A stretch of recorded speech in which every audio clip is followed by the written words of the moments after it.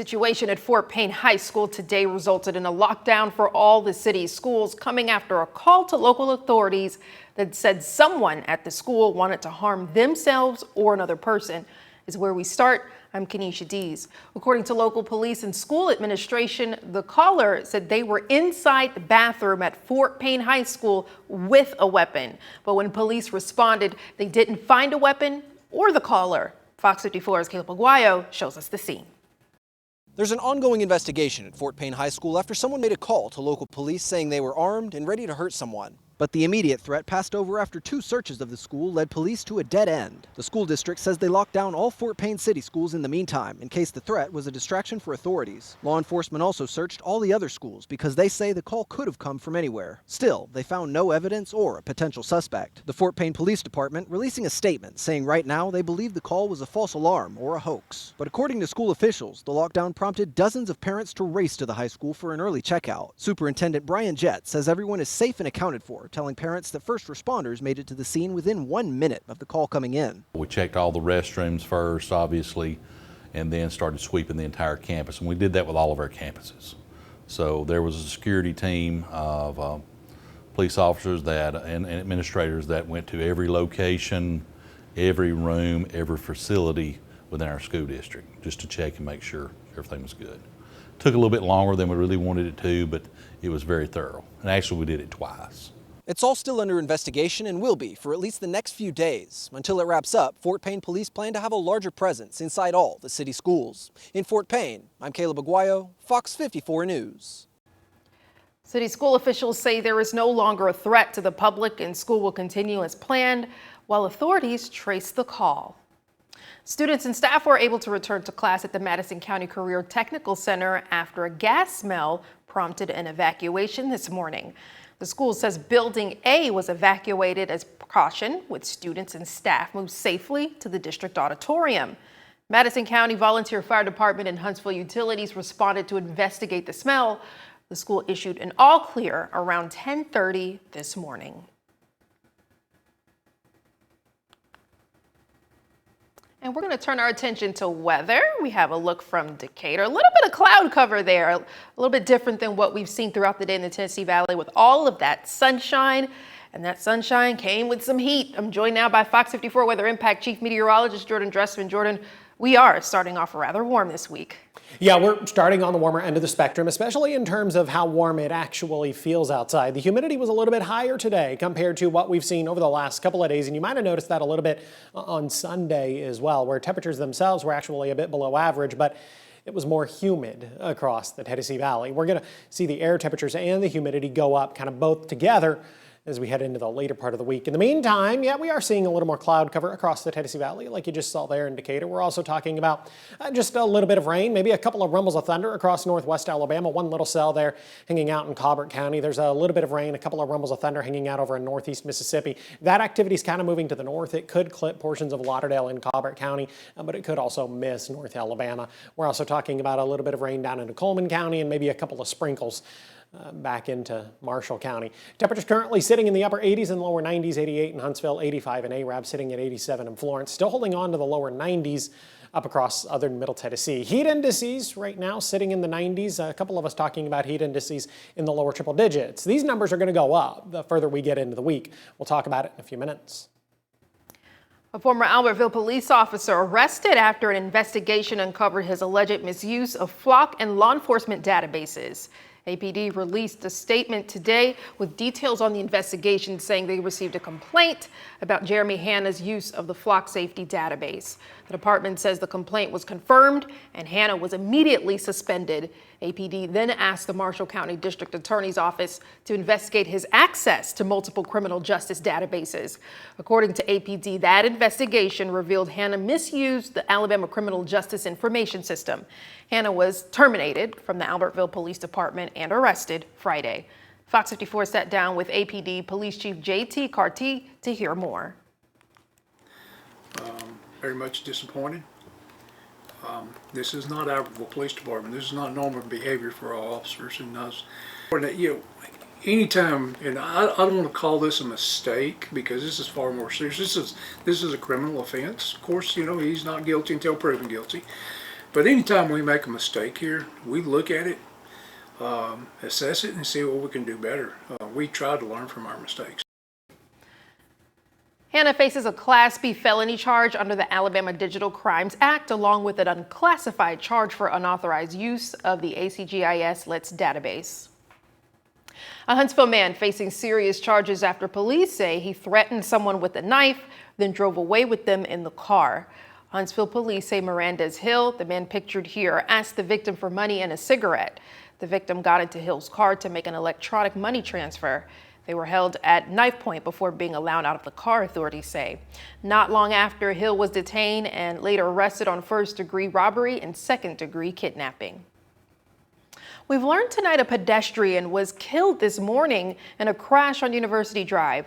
Don Webster with Hemsey says a man was pronounced dead at the scene and no other injuries were reported. The crash happened near Putman Drive around 5:40 this morning. Lanes were temporarily closed, but the roadway is back open. No further details have been released on the victim's identity. Today is the last day to register to vote ahead of Huntsville's municipal election, and tonight we meet the candidates for Huntsville City Council District 3. The District 3 City Council race has 3 candidates: incumbent Jenny Robinson, Liliana Payne, and John Stewart.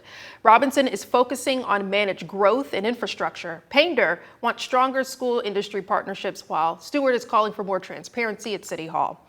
I got the chance to sit down with each of the candidates one-on-one and discuss the growing number of data centers that are being proposed across the Tennessee Valley and what they believe voters should know about them. We can work with data centers because people aren't willing to give up their cell phones, their social media, their AI.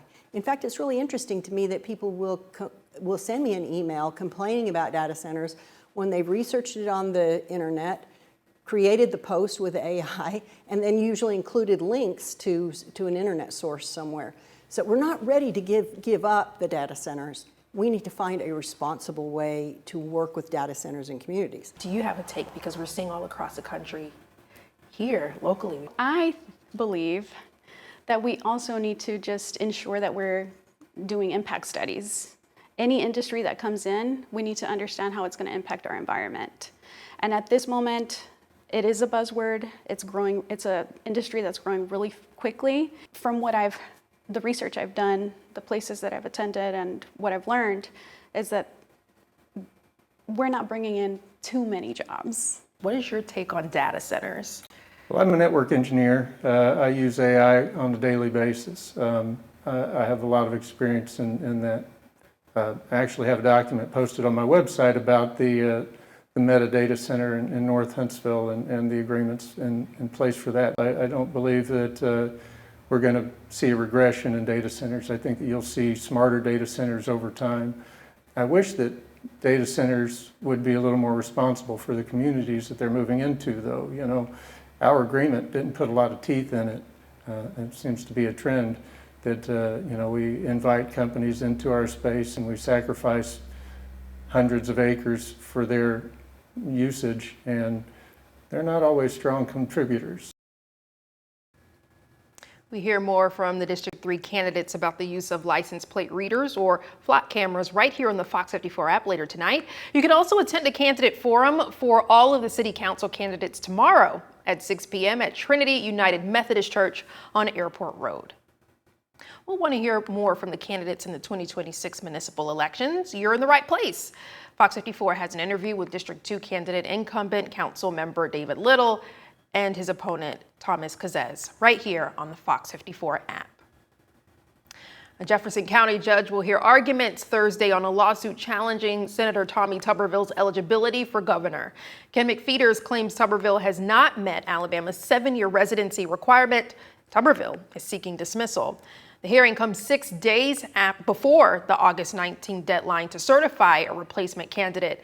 This hearing will decide whether the case moves forward before the ballot certification deadline. This is the second lawsuit filed by McFeeters over Tuberville's eligibility. Meanwhile, the Alabama Supreme Court received the plaintiff's briefs in an appeal that could also block Tuberville's run for governor. Tuberville's team must submit a response within 14 days of its submission. Fox 54 reached out to attorneys, and we're waiting to hear back. Alabama voters in 4 congressional districts head to the polls tomorrow for a special primary election. Voters in the 1st, 2nd, 6th, and 7th districts will choose their party nominee for Congress. The 6th district is the only one with contested primaries for both parties. There will be no runoff, and the winner will face their opponents in the November 3rd general election. Aerospace is expanding in the Rocket City. Front Grade Technologies is opening a new research and development center in Cummings Research Park. The company started in Colorado Springs, Colorado, the former home of U.S. Space Command. They say the center will develop mission processing technologies for space, defense, intelligence, and national security programs. Front Grade has helped with every crewed U.S. space mission, including Apollo 12 and Artemis 2, with plans to expand its team as demand grows, and will work with UAH on internships and co-op opportunities. If we are in the business of workforce development, we have to prepare our students to use it in the environment that they're going to encounter when they leave our institutions. Artificial intelligence, very much part of our everyday use, and it's in the workforce too. Fox 54's Logan Alexandra Russell hears from academic leaders on how to use AI without compromise. And we've got your Fox 54 traffic impact alert that'll affect your commute over in Madison. Stay with us.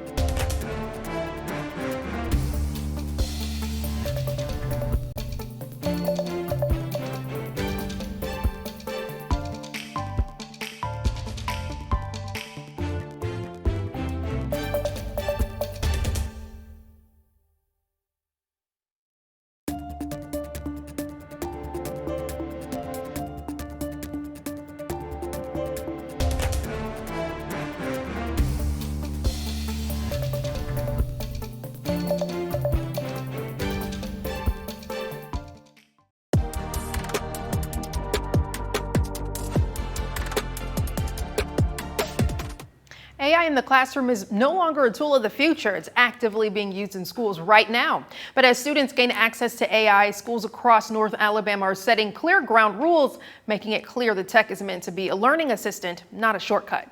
Today, Fox 54's Logan Alexander Russell takes a look at how local districts and universities are setting ground rules, balancing strict anti-cheating policies with new efforts to train teachers and students on how to use AI as a learning tool. Artificial intelligence is no longer a future concept in North Alabama classrooms. It's a tool actively shaping how students learn. But at the collegiate level, institutions are drawing the line between helpful study aid and academic dishonesty. Our goal is not to avoid it. A recent announcement is that we are launching the very first bachelor's degree in artificial intelligence on our campus. So obviously we are head on embracing it, making sure that our students and our faculty both observe using it ethically and responsibly. Alabama A&M University created a task force meeting this fall to develop formal academic policies focusing on authentic learning, where students are evaluated on critical thinking and presentations rather than just written prompts. If we are in the business of workforce development, we have to prepare our students to use it in the environment that they're going to encounter when they leave our institutions. And so teaching them what's appropriate, but also giving them opportunities to demonstrate authentic learning. That same focus on responsible use is already being put to the test in local K-12 districts. In Morgan County, school leaders decided early on that banning AI wasn't an option. We started last year because we knew, it's something that's not going away. Many school systems talk about whether we should take it, embrace it, or push it away. And we just decided, if we're preparing our kids the correct way, then we need to embrace it. From college lecture halls to elementary school desks, educators agree. AI is here to stay. The goal now is ensuring it serves as a tool for learning and not a shortcut. In Huntsville, Logan Alexandra Russell, Fox 54 News. An important conversation as these tools continue to be used in our local classrooms. Districts and universities have their own policies about AI usage in the classroom. Learn more, go to our website, fox54.com. Families, add a fur baby to your home. Huntsville Animal Services needs your help, and they have an adoption event just for you. Learn more. In Jordan, lots of sun now, any scattered showers in our forecast. Yeah, we are going to be talking about other opportunities for a few scattered showers, very similar to what we're looking at this evening. We'll discuss it in a few minutes. Over County 911, what's the address of your emergency room? Okay, your wife is in a bar, you said she's unresponsive? This is what he's going to tell you. How to get out of that situation. And I grabbed the gun. Trying to find the first place to put a body. No, sir. The only thing they could do was kill him. You want to say anything? We, the jury, and to find the defendant.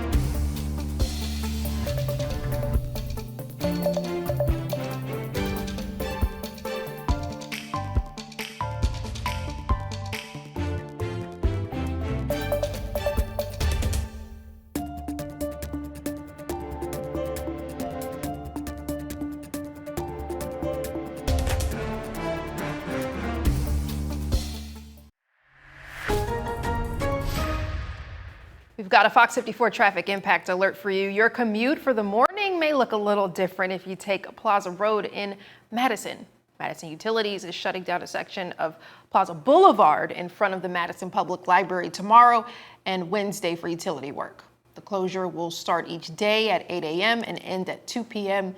You may see a difference in traffic and more workers on the road. So be sure to use caution in the work area and try alternate routes if possible.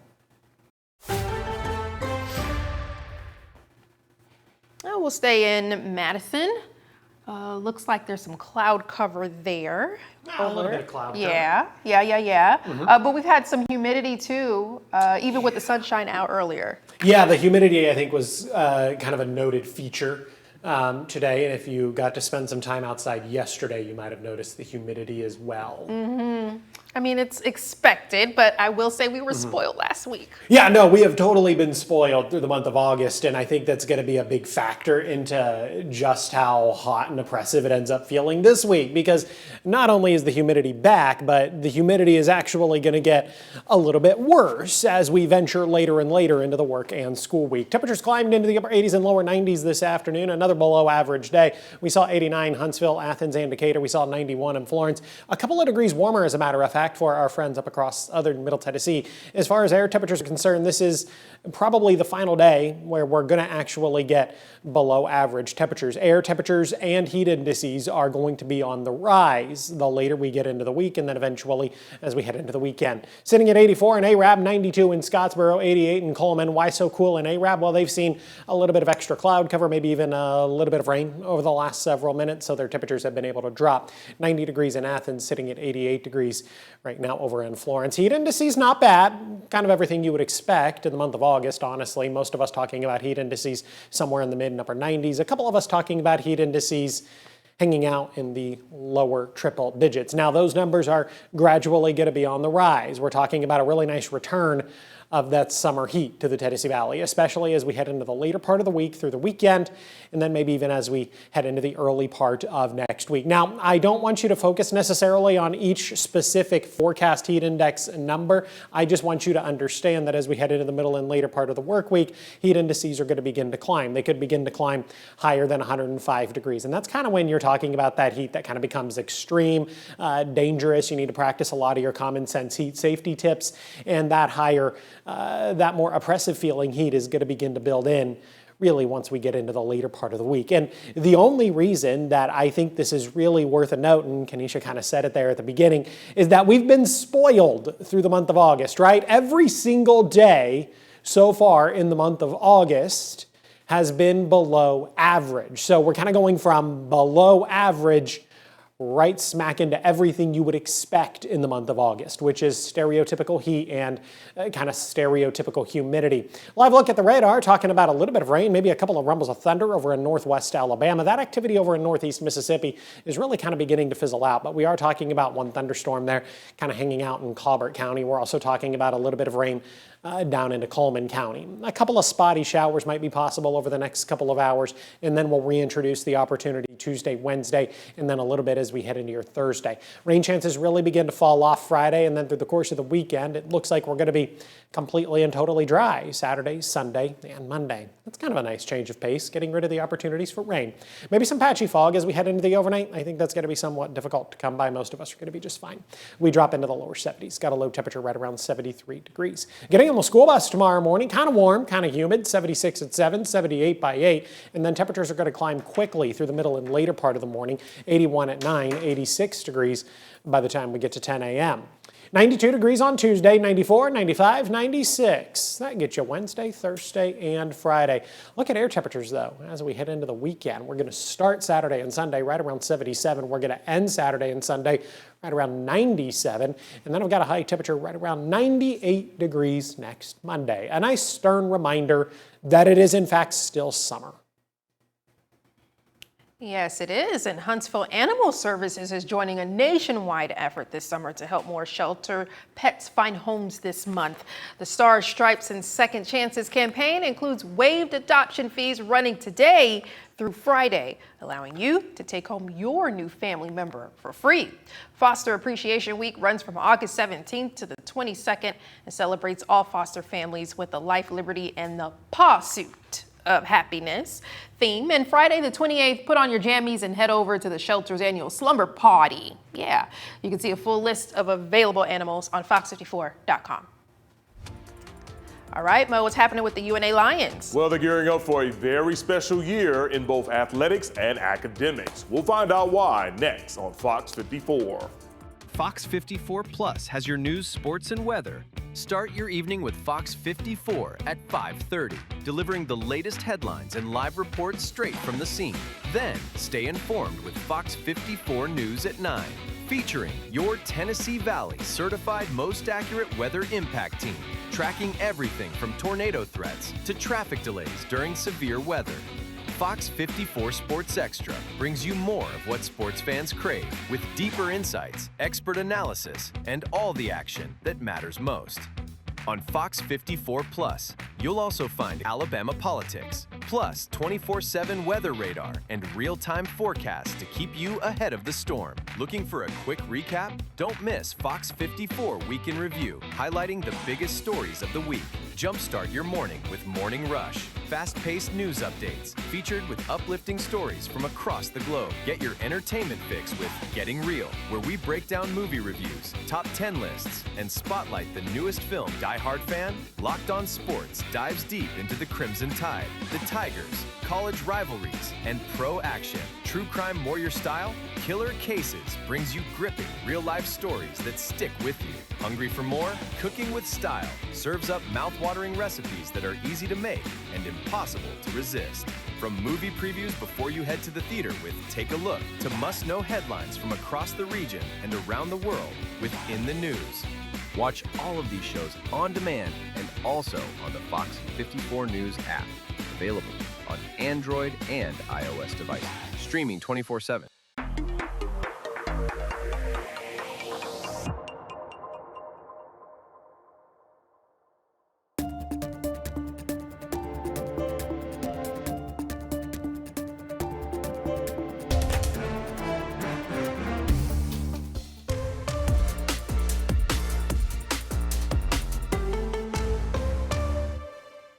Hey everyone, the 26-27 athletic and academic year is officially underway for the University of North Alabama, and the faithful who support the purple, white, and gold, they've been looking forward to this stretch of time for a while. Today, we traveled out to the shows and spoke to members of the UNA athletic family as they hosted their Fall Sports Media Day. To go along with the athletic success, academics is looking great for the Lions as they just pushed past 10,000 students. Athletic Director Dr. Josh Looney is excited to see the continued growth of both entities on campus with a new conference, some new sports, and a state-of-the-art multi-use stadium that will debut in September. The Lion faithful have no choice but to be excited about this upcoming season. The last 2 years, we've started to see those tangible wins from, of course, the facilities were being constructed and bringing in, but from championships to academic marks and things that just haven't happened here ever before. So I think it's just an awesome time with great momentum. And then you're adding incredible things like Bank Independent Stadium, a new conference, new programs like our flag football to the mix. We're ready to keep the momentum rolling. Also in attendance today was Coach Brent Dearman. Tonight, we will speak with him about that brand new stadium that his team will play on during Week 6. But during Week 0, the Lions are right here in Huntsville for the Financial Partners Bowl as they take on Sanford. And finally, Terrion Arnold is still searching for a new pro team. Former Alabama standout was cut from the Detroit Lions following an arrest in Florida over the summer. Recently, he has visited the Seahawks, the Texans, and the New Orleans Saints. And as I mentioned earlier, we will hear from Coach Brent Dearman and get his thoughts on that brand new stadium that's almost ready to be played in. Plus, we'll take you down to the capstone to check in with the Alabama Crimson Tide. Kanisha. Thank you, Mo. Tonight on Fox 54 News at 9, a major defense event is putting new missile defense technology in the spotlight. We'll break down what's being unveiled and why it matters. President Trump is pushing to change how childhood vaccines are given, what's in the new order, and what do doctors say. And firefighters are rallying together to help one of their own after a child's near drowning. Fox 54's Gabe Glassman sits down with those firefighters. We'll have all these stories and more in your Fox 54 News at 9. Before we let you go, a 97-year-old grandmother you see here is proving age. No reason to stay on the ground. She's strapped to the top of a plane. Whoa. And she's strapped to the top of the plane. I'm taken aback by this to set a Guinness World Record as the oldest female wing walker, breaking her own record that she set 4 years ago. Friends and neighbors from her retirement village watch nervously from the ground as Betty did upside down loops and other high-flying stunts. She's now done it 6 times since turning 87, even after suffering a stroke. Y'all, I'm sorry. I'm just so taken, like, she's strapped to that. She is literally strapped to it. That means I have no excuse. No, you have plenty of excuses. And the excuse is that airplanes come with seats. They do. This is another one of those Guinness World Records because nobody else is insane enough to try it. They have seats. Even when they were invented, there was a seat. Maybe she's a daredevil, not Okay, necessarily well, I don't know. Ride a bike over a ramp. Well, you wanted to be a pilot one. Yes, but that involves sitting inside. Right? There is nothing that involves outside. You have a point. And also, here's the other thing, too. From a weather standpoint, you have to do something like that with good weather. They weren't going to do that in the rain. No. Now, you can fly the plane otherwise in the rain, but not if somebody's standing on the wing. That is horribly dangerous. Outrageous. It is. All right, well, we have more show for you later tonight at 9. We'll see you then.